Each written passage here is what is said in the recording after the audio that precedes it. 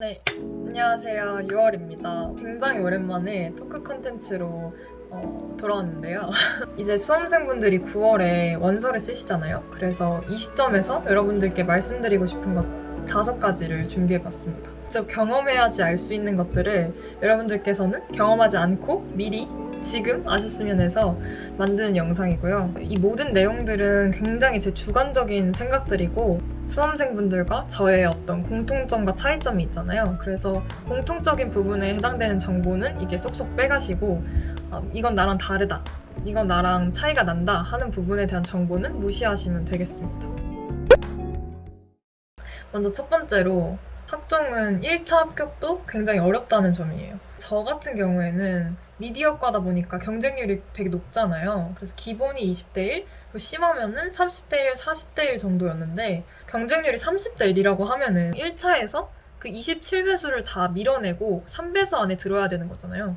그래서 거의 경쟁률이 10분의 1인데 1차 합격한 뒤에 최종 합격으로 가는 거는 경쟁률이 3분의 1로 줄어든다는 거죠. 물론 이제 학생들이 자기의 교과나 비교과 상태를 아니까 그에 따라서 내가 어디쯤에 있을지를 알 수 있고 또 지원하는 친구들 중에 극상향 아니면 극하향인 친구들이 있어서 실질적인 경쟁률은 더 적다고 하더라도 확실히 1차를 뽑히는 게 더 어렵다는 거죠. 근데 수험생들은 입시를 처음 해보잖아요. 내가 1차는 붙지 않을까? 이런 생각을 하게 돼요. 어쩔 수 없이. 1차란 말이 굉장히 쉬워 보이고 이것도 못하면 안 되는 거 아닐까라는 생각이 드니까.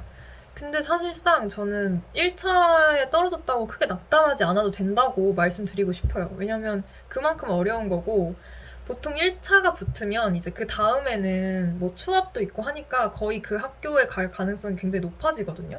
그래서 애초에 어려운 학교들은 다 1차에서 안 될 가능성이 더 높아요. 내가 1차도 떨어졌다니 이렇게 생각 안 해주시면 좋겠어요. 네. 원래 1차도 어렵다는 거. 그러니까 저만의 경험이 아니라 저희 반에 있는 친구들도 다 1차를 통과한 게 많으면 2개?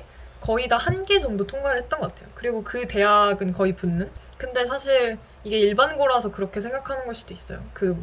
특목고 자사고 친구들은 서류가 좋아서 그런지 1차는 거의 다 붙는다 이런 얘기도 듣긴 했습니다.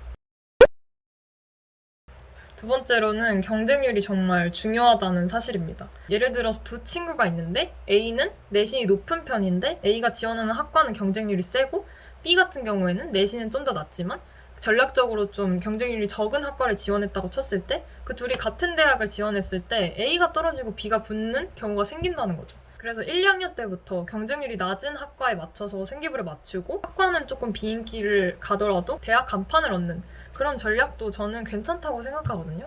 근데 보통 그 생각을 누가 1학년 때부터 하겠습니까? 나는 경쟁률이 적은 학교를 지원하기 위해서 이 과에 맞춰서 뭐 생기부를 만들 거야 이렇게 생각 안 하고 다들 인기 있고 유명한 과 가고 싶어 하잖아요. 그리고 확실히 자신이 관심 없는 전공을 가면은 나중에 또 힘들거든요. 제가 하고 싶은 말은 유명하고 인기 있고 경쟁률 높고 정말 가고 싶은 그런 대학도 쓰되 조금 경쟁률이 낮고 안정적인 하향을 꼭 쓰라고 말씀드리고 싶어요.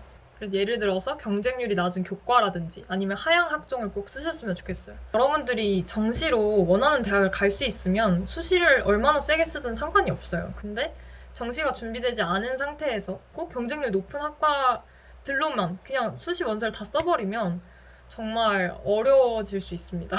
정말 극단적으로 말하면 결국 다 떨어져서 만약에 재수를 해야 되면 정시로 재수를 할 텐데 정시로 재수를 하면은 확실히 변수가 크잖아요. 그래서 여러분들이 지금 하향 대학으로 쓸 수 있는 것보다 더 못한 곳으로 갈 수도 있단 말이에요. 그래서 꼭 하향 카드를 하나 쓰라고 말씀드리고 싶습니다. 제가 경쟁률 얘기를 왜 하냐면요. 제 얘기를 좀 해드리자면 아까도 말씀드렸듯이 미디어과는 경쟁률이 굉장히 높잖아요. 근데 제가 고등학교 3학년 때, 현역 때 붙었던 단 하나의 대학은 경쟁률이 6대 1이었어요. 당시에 그 대학이 학종이 2개로 나뉘어서 하나는 성적을 위주로 보고 하나는 활동 위주로 보는 거였는데 제가 그 대학은 저한테 있어서 하향이었어서 성적 위주인 전형으로 넣었어요. 그랬더니 6대 1로 나오더라고요. 그래서 거기는 경쟁률이 낮아서 됐던 것 같고 그 해에 그것 하나 됐습니다. 그리고 이제 외대 입시를 할 때는 그때도 전형이 2개로 나뉘어서 서류형이랑 면접형으로 나뉘었는데 이제 외대는 저한테 좀 상향이다 보니까 그때는 면접형으로 지원을 했고 경쟁률이 한 14대 1이었어요. 그것도 미디어과 치고는 괜찮은 경쟁률이었죠. 어떻게든 경쟁률을 좀 적게 저한테 유리하게 가려고 하다 보니까 잘 됐던 것 같습니다. 물론 운도 작용한 게 있는 것 같아요. 해마다 입시가 계속 바뀌기 때문에 그래서 본인한테 유리한 전형을 찾는 것도 굉장히 중요한 것 같습니다.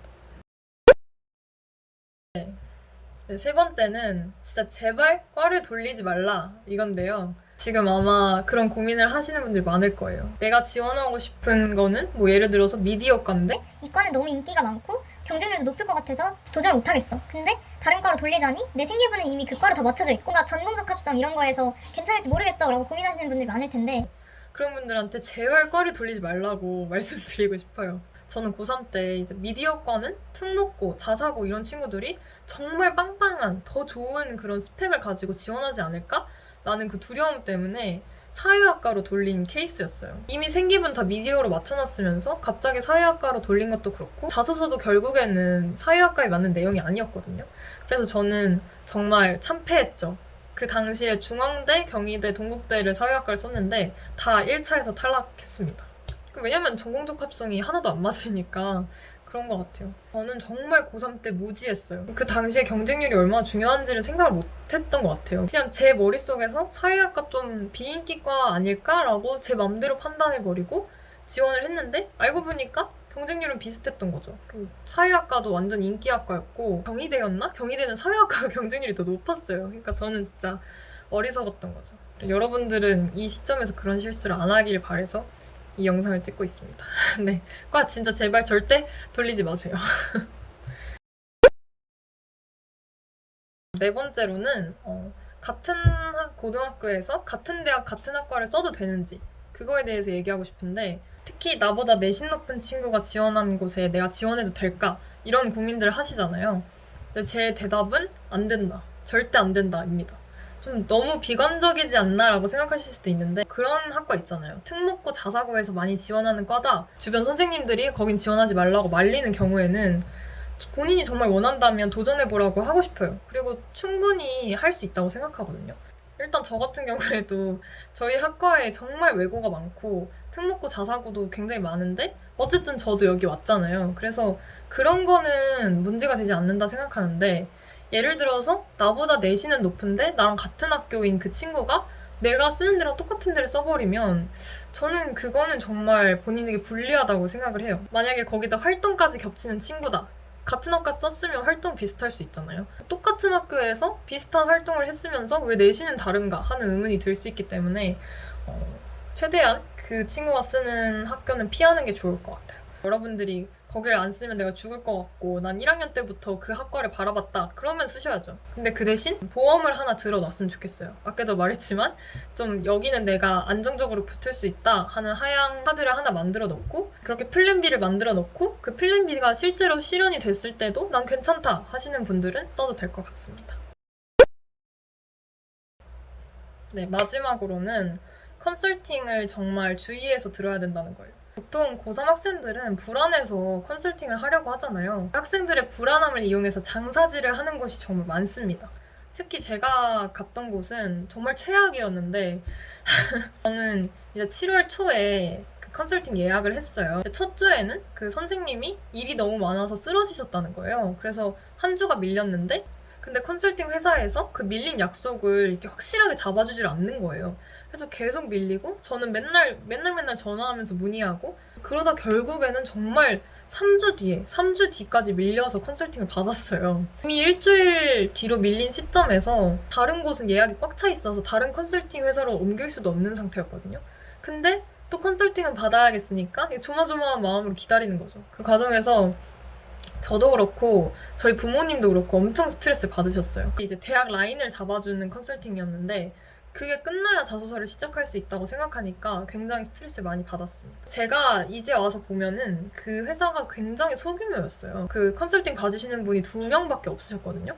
그러면서 그 전화가 오는 족족 그냥 다 받아들인 거죠. 학생들은 완전 포화 상태인데 자기들은 돈을 벌어야 되니까 그냥 계속 오는 대로 다 받다 보니까 밀릴 수밖에 없는 거죠. 근데 그건 정말 그냥 저는 장사질이라고 생각해요. 진짜 학생들이 생각하면 그렇게 할 수 없는 거잖아요. 3주나 밀려서 컨설팅을 받는 게 말이 되냐고요.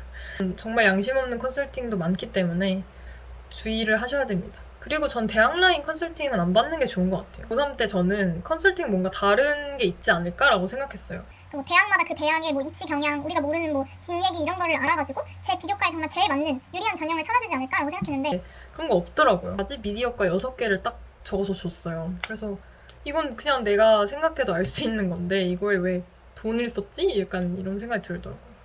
그래서 컨설팅은 차라리 정말 큰 곳에서 받는 게 좋은 것 같아요. 어차피 가격은 다 비싸기 때문에 크고 리뷰 많은 곳으로 귀찮으시더라도 많이 찾아보고 가시는 게 좋을 것 같아요. 아니면 선배들한테 물어보거나. 자소서 컨설팅은 저도 효과를 되게 많이 보고 되게 좋았던 것 같아요. 근데 대학 라인 컨설팅은 굳이 필요 없는 것 같습니다.